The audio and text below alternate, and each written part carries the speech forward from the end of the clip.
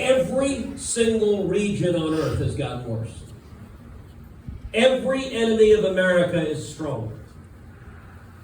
We're in the middle of the first major land war in Europe since World War II. And this administration systematically alienates our friends and shows weakness to our enemies, including the disgraceful surrender to the Taliban, leaving Americans behind and fleeing the weakness. He needs to be hung. Now, some of y'all might be thinking, you know, Ted, you said you were here to encourage us. You really suck at this. But I told you I've got 2 points. So here's my second point. Revival is coming. And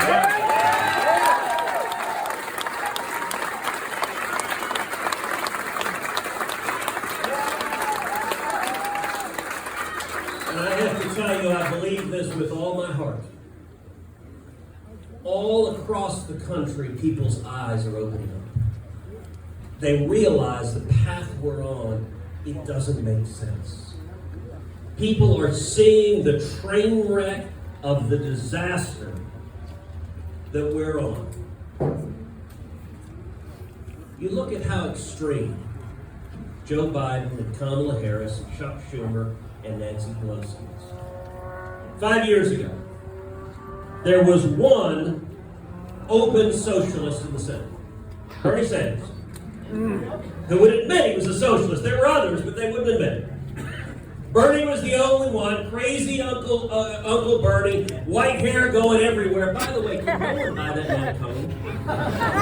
Really, how hard is it to comb your hair?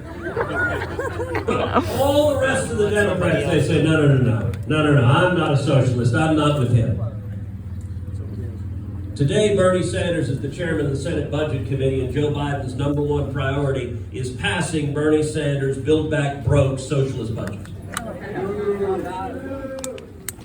That makes no sense in people's eyes. They're opening up. They're going, what are you people talking about?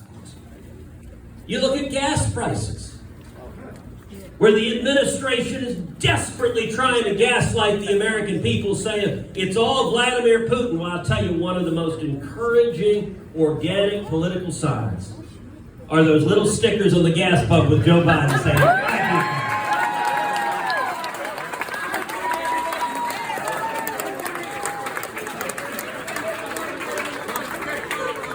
The American people aren't stupid.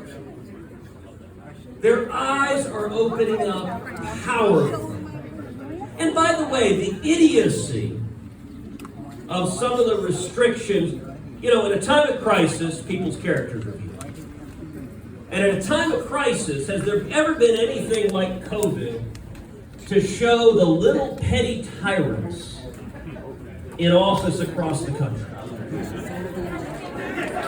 We saw small businesses shut down, we saw restaurants shut down, we saw bars shut down, we saw stores shut down, we saw schools shut down, and by the way, Pennsylvania, y'all got hammered by knuckleheads in office.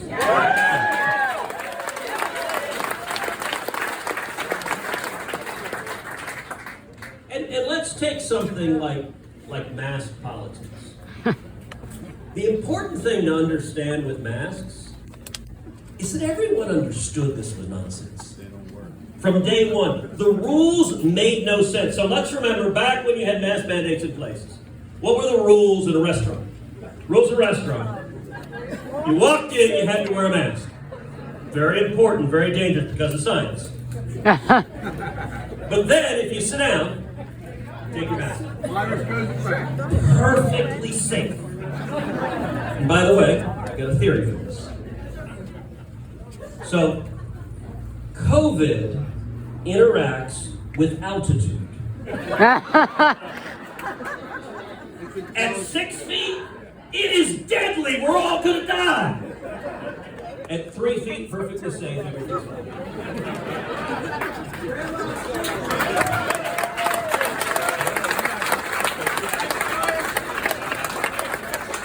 Or let's take airplanes.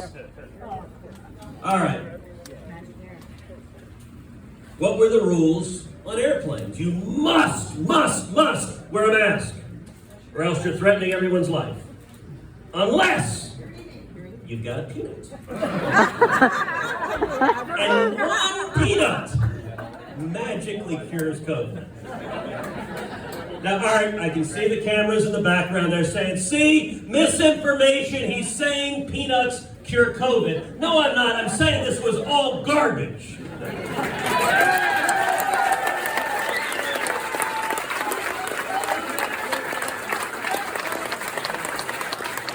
Everybody knew it. You held a peanut, everything was fine. You set the peanut down, put your mask on right now, unless you've got a Diet Coke.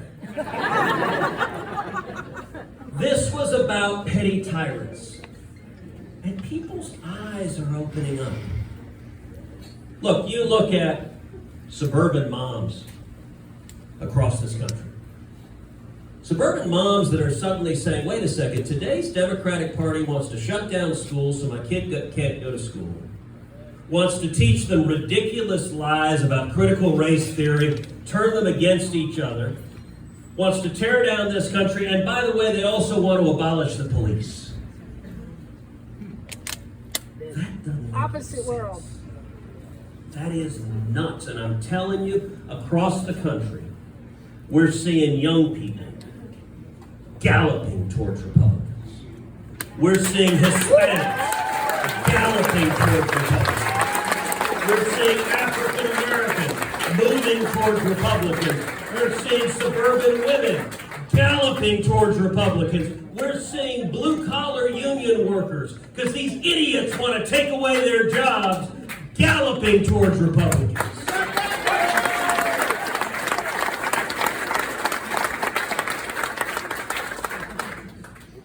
And we are going to say, look, we're seeing inflation, the cost of everything go up. Cost of homes, cost of lumber, cost of electricity, cost of gas. Look, inflation's so bad, Antifa can't afford bricks anymore.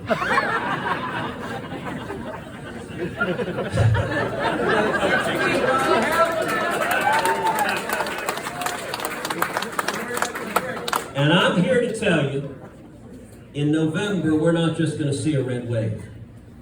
We're going to see a tsunami.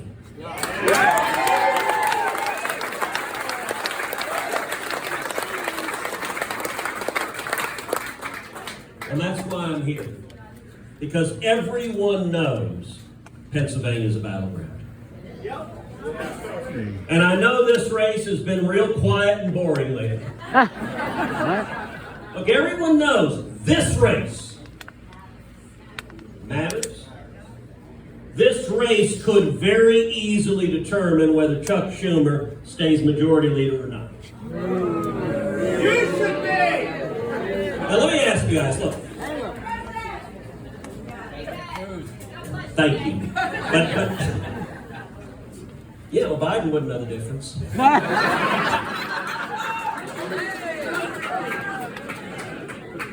listen, I'm here today supporting my friend David. My sister.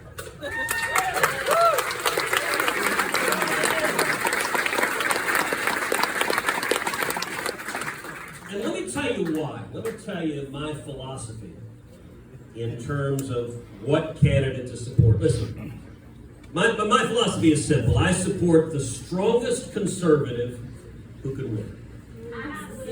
The objective is to win in November. If you can't win, God help you. It doesn't do any good. You need to be able to win, and I want someone that will stand and fight and defend conservative values.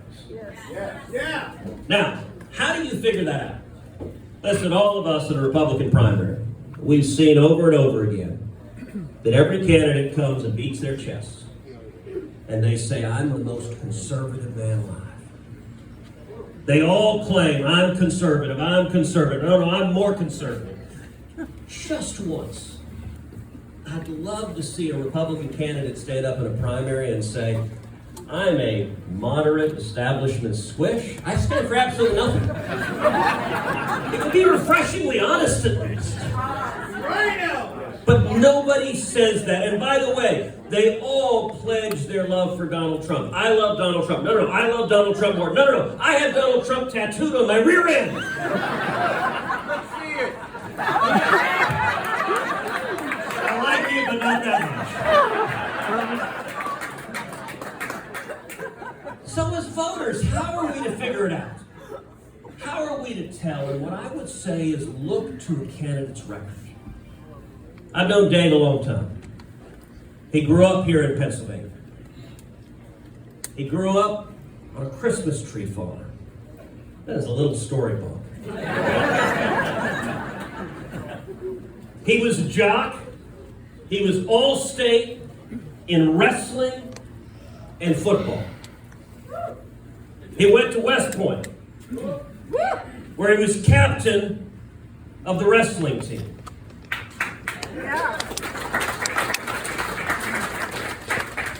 I was captain of the debate team.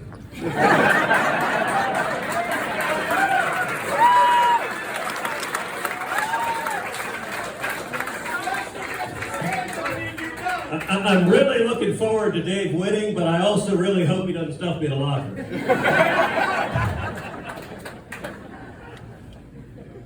He went and fought to defend this nation as an Army Ranger, fighting in Iraq to keep us safe.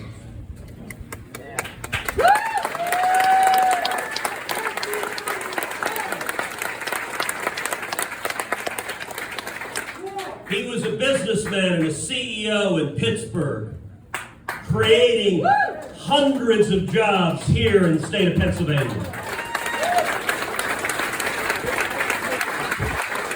He served in the federal government, in the Department of Treasury, the Department of Commerce, standing up and fighting our enemies and standing up and resisting communist China.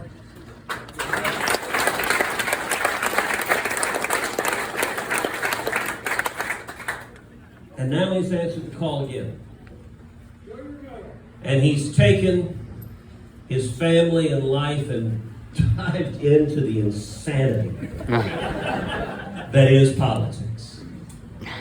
Listen, this is a crazy business. It's an ugly business. I remember when I first ran, I told my daughter Caroline, she was 4 at the time, I said, listen, running for office is very simple. You just have to surgically disconnect your shame sensor. You walk up to total strangers and go, hi, how are you doing, sir? Can I have money? And by the way, everyone attacks you. Everyone lies about you. It's a nasty, steaming stew. But you know what?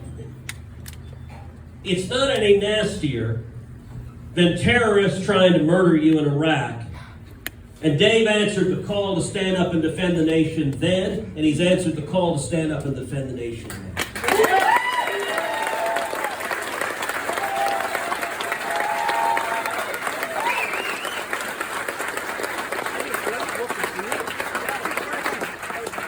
So listen, here in Pennsylvania, you got a wild and raucous primary.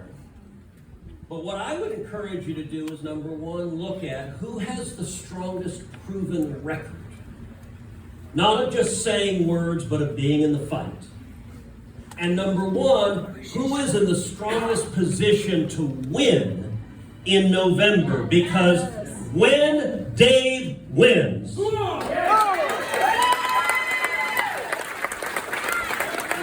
Schumer is out of a job.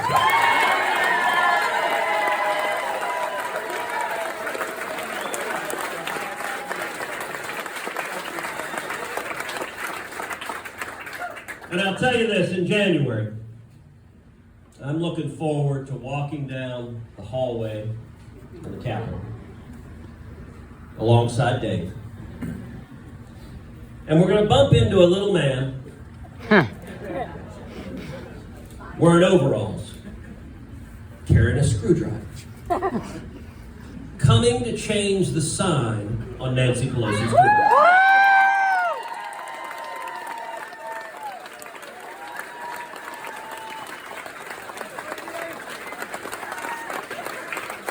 And Nancy is going to get on her broom. No, that's not right. That's not right.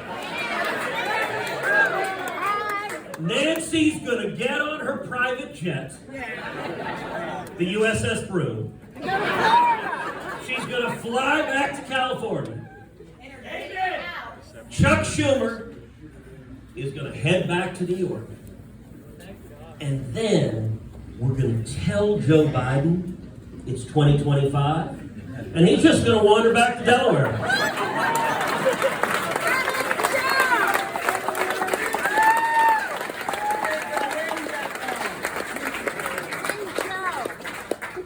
One of the great blessings I have is I get to travel all over this country, campaigning to support candidates to retake the Senate, to retake the House. And I got to tell you, there is something powerful.